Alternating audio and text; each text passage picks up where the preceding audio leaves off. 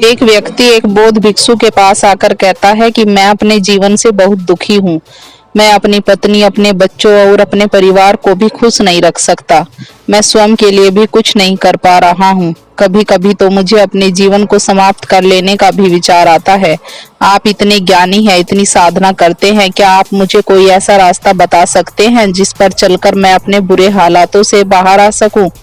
मेरा बहुत बुरा समय चल रहा है। 2 वक्त के खाने का इंतजाम करना भी मेरे लिए मुश्किल होता जा रहा है। अब आप बताइए कि इतने कठिन समय में मैं आखिर जिंदा रहूं तो किस उम्मीद से रहूं? कैसे अपने विचार को खुश रखूं? आपसे विनती है कि कोई साधारण सा तरीका बताने की कृपा करें ताकि मैं आसानी से समझ सकूं, क्योंकि मैं बहुत पढ़ा लिखा और बुद्धिमान और ज्ञानी नहीं। अगर आप बड़ी बड़ी ज्ञान की बातें करेंगे तो शायद मैं कभी उन्हें समझ नहीं पाऊंगा। यह सुनकर बौद्ध भिक्षु ने मुस्कुराते हुए कहा, तुम एक काम कर सकते हो। उस पहाड़ के पास चींटियों का एक घर है जहां पर लाखों चींटियां रहती है। तुम्हें सुनने में बड़ा अजीब लगेगा, लेकिन वह चींटियां उस मिट्टी की जमीन को बहुत खराब कर देती है, आसपास की मिट्टी की उपजाऊ क्षमता को खत्म कर देती है। तो तुम पहले मेरा एक काम करो, उसके बाद मैं तुम्हें तुम्हारे सवालों का जवाब दूंगा। तुम अगले 7 दिनों तक रोज उस पहाड़ी पर जाओ और उन चींटियों के घर को तहस नहस कर दो, उनके घर को तोड़ दो। जब भी तुम्हें मिट्टी के आसपास चींटियों का कोई घर दिखाई दे तो उसे तहस नहस कर दो, लेकिन याद रहे कि घर तोड़ने के दौरान कोई भी चींटी नहीं मरनी चाहिए। इन बातों को समझने का प्रयास करते हुए वह आदमी वहां से चला गया। शायद उसे कुछ समझ नहीं आ रहा था कि बौद्ध भिक्षु उससे ऐसा क्यों करवा रहे हैं, उनका घर क्यों तोड़वा रहे हैं, उन चींटियों को नुकसान क्यों पहुंचा रहे हैं।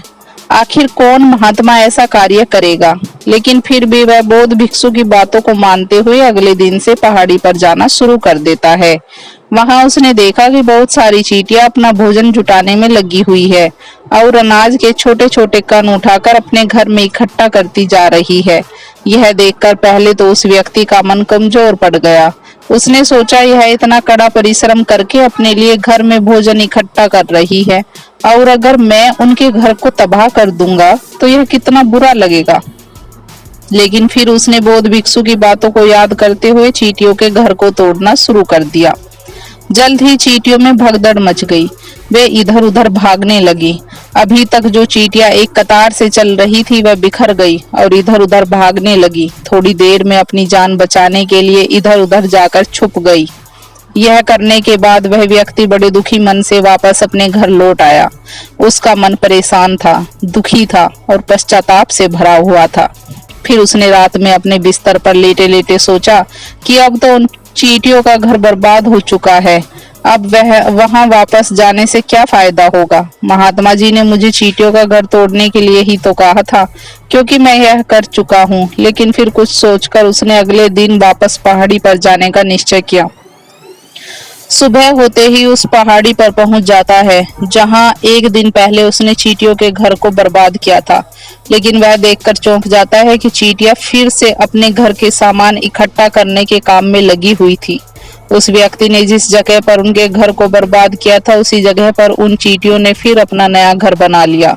यह सोचकर वह आदमी हंसने लगा। लेकिन फिर से महात्मा की बातों को याद करते हुए उसने दोबारा उन चींटियों के घर को तबाह करना शुरू कर दिया और वह सभी जान बचाकर इधर उधर भागने लगी।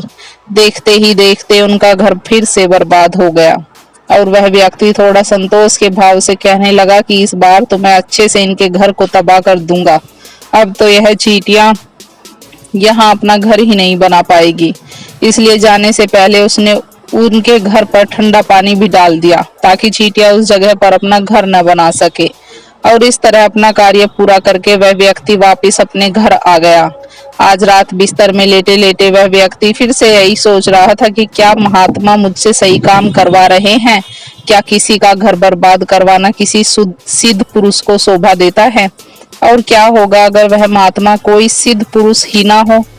लेकिन फिर उसने निश्चय किया कि पहले मैं अपने काम को पूरा कर लेता हूँ, उसके बाद ही पता चलेगा कि वह महात्मा मुझसे ऐसा क्यों करवा रहा था। और वह कोई सिद्ध पुरुष है या नहीं, यही सोचकर वह व्यक्ति रात में सो जाता है। अगले दिन सुबह उठकर वह व्यक्ति फिर उस पहाड़ी की तरफ चला जाता है। पहाड़ी पर पहुंचकर उसी जगह पर जाता है जहां पर उसने चींटियों के घर को तोड़कर उस पर ठंडा पानी डाल दिया था, और वह देखकर खुश हो जाता है कि वहां पर कोई भी घर नहीं था। सारी चींटियां वहां से भाग चुकी थी। तो उसने सोचा कि अब मेरा रोज रोज आने का क्या ही मतलब, क्योंकि चींटियां तो अब उस स्थान को छोड़कर जा चुकी है।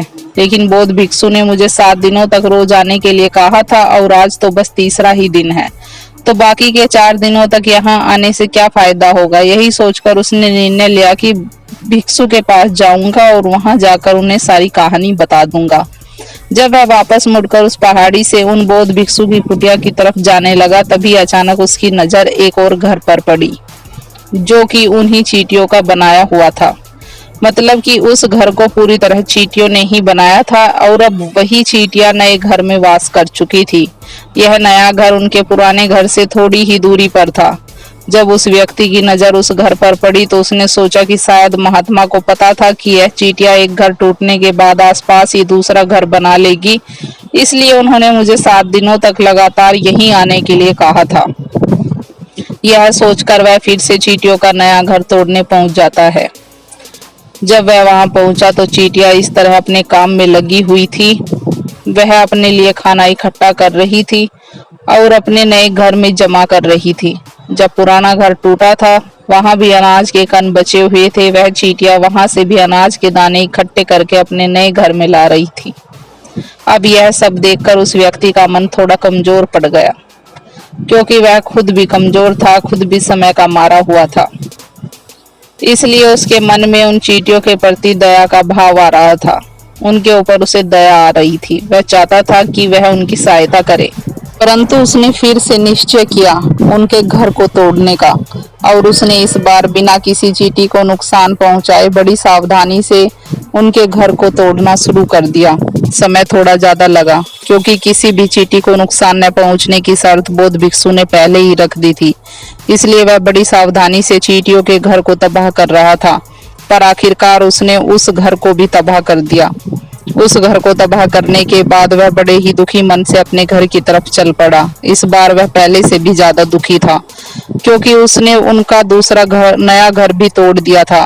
वह चींटियों को कहीं भी बसने नहीं दे रहा था। अब वह अपने आप को शैतान और दानव समझने लगा था। वह अपने घर वापस आ गया। रात में सोने से पहले एक बार उसने फिर से सोचा कि मैं कितना बड़ा पापी, कितना बड़ा राक्षस हूँ जो उन चींटियों का घर तोड़ रहा हूँ।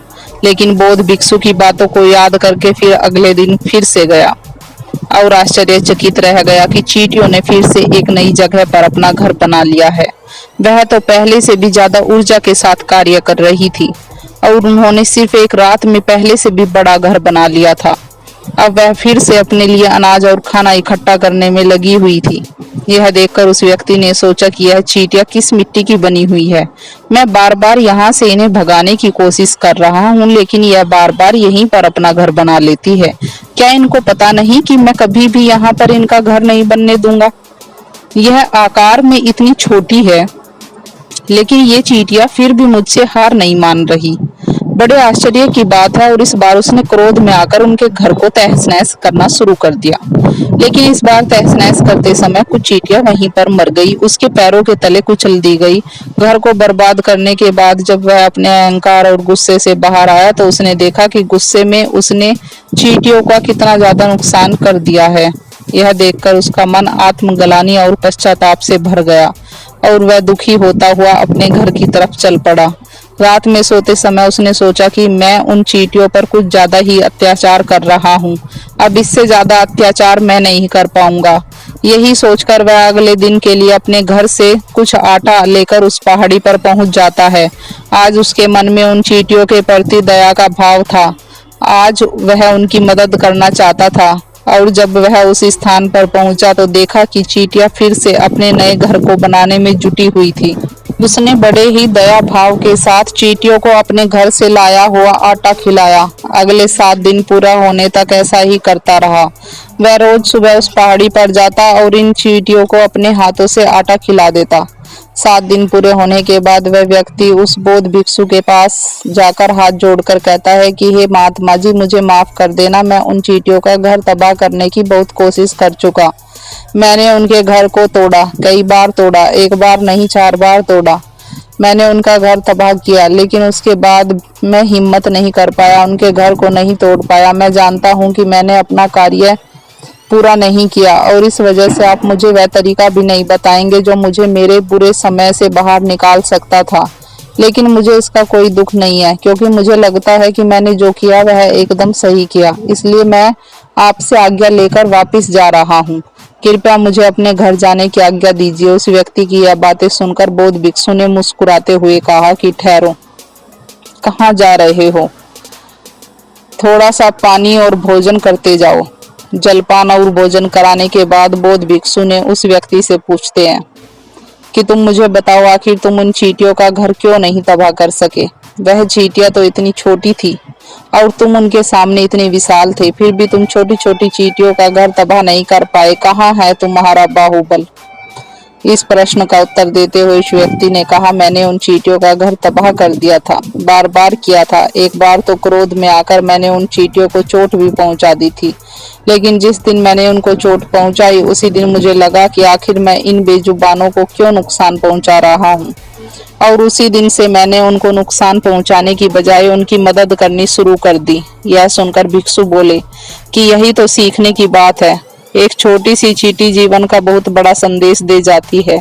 मैंने तुम्हें चींटियों का घर तबाह करने के लिए नहीं भेजा था, मैंने तुम्हें भेजा था ताकि तुम उन चींटियों से कुछ सीख सको।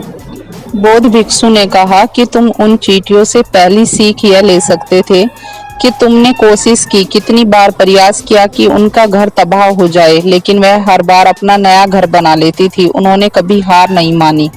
जीवन कार्यशीलता का नाम है, लेकिन हम मनुष्य 1-2 बार सफलता नहीं मिलने पर ही टूट जाते हैं, हार मान लेते हैं और फिर प्रयास करना ही बंद कर देते हैं। यहाँ तक कि कुछ लोग अपनी जिंदगी को खत्म करने पर ही उतारू हो जाते हैं। लेकिन जानवरों में तुमने एक अच्छी बात देखी होगी कि वह अपना जीवन खुद से कभी खत्म ही नहीं कर सकते। तुमने कभी नहीं सुना होगा कि किसी जानवर ने आत्महत्या कर ली, चाहे वह जानवर कितना भी भूखा क्यों ना हो, कितना ही दुखी क्यों ना हो, लेकिन वह अपने जीवन के लिए हमेशा संघर्ष करता रहता है। मानव हार मानने पर अपना जीवन खत्म करने की कोशिश करने लगते हैं। कर्म करते रहने का नाम है। जीवन के पश्चात मृत्यु आखिरी विश्राम है, परम विश्राम है। इसलिए मृत्यु से पहले अपना कर्म करना क्यों छोड़ रहे हो? क्यों दुखी हो रहे हो? अगर तुम्हारा एक घर टूट गया है तो दूसरा घर बनाने का प्रयास करो। कोशिश करते रहो, क्योंकि कोशिश करने वालों की कभी हार नहीं होती। चींटियां देखने में तुमसे कितनी छोटी है, लेकिन उनका मन तुम्हारे मन से इतना मजबूत है, इतना विशाल है कि इतनी बार घर टूटने पर भी उन्होंने कभी हार नहीं मानी। दूसरी सीख, जीवन में बुरा समय आता है तो हमें लगने लगता है कि यह बुरा समय कभी नहीं जाएगा, यह समय मेरे जीवन को बर्बाद कर देगा, मुझे आगे नहीं बढ़ने देगा। यह सिर्फ एक नकारात्मक विचार है और यही विचार हमारे मन को दुखी रखता है। इसलिए फिर हम प्रयास करना भी छोड़ देते हैं। लेकिन तुम खुद सोचो कि बार बार प्रकृति हमें नुकसान पहुंचाएगी, लेकिन कब तक? यदि हम बार बार उठ के फिर से नया प्रयास करते रहेंगे तो प्रकृति भी हमारे सामने घुटने टेक देगी और वह भी एक दिन हमारे ऊपर मेहरबान हो जाएगी, दयावान हो जाएगी और वह हमें वह सब कुछ देने लगेगी जिसकी हमने कभी कामना की थी। तुमने स्वयं देखा कि तुम चींटियों को तबाह करने के लिए पहुंचे थे, लेकिन बाद में तुम ही उन चींटियों को अनाज व आटा देने लगे। तुम उन चींटियों पर दयावान हो गए क्योंकि तुमने देखा कि वह चींटियां हार ही नहीं मान रही है। इसी तरह अगर तुम भी अपने जीवन में कभी हार नहीं मानोगे तो एक ना एक दिन यह प्रकृति तुम्हें वह सब कुछ देगी जो तुम अपने जीवन में पाना चाहते थे। इसलिए यह 2 सीख हमेशा याद रखना। पहले, जीवन कार्यशीलता का नाम है और दूसरा कि एक न एक दिन प्रकृति तुम्हें तुम्हारे अच्छे कर्मों का फल जरूर देगी। और अंत में मैं आपसे यही कहना चाहूंगी कि मनुष्य जन्म से नहीं बल्कि अपने कर्मों से महान बनता है। तो कीजिए कुछ ऐसा कि लोग भी आपके जैसा बनना चाहे। दोस्तों, उम्मीद है कि आपको यह वीडियो पसंद आई होगी। अगर वीडियो पसंद आई है तो वीडियो को लाइक और चैनल को सब्सक्राइब जरूर करें। और अगर आप श्री कृष्ण के भक्त हैं तो कमेंट बॉक्स में जय श्री कृष्णा जरूर लिखें। धन्यवाद।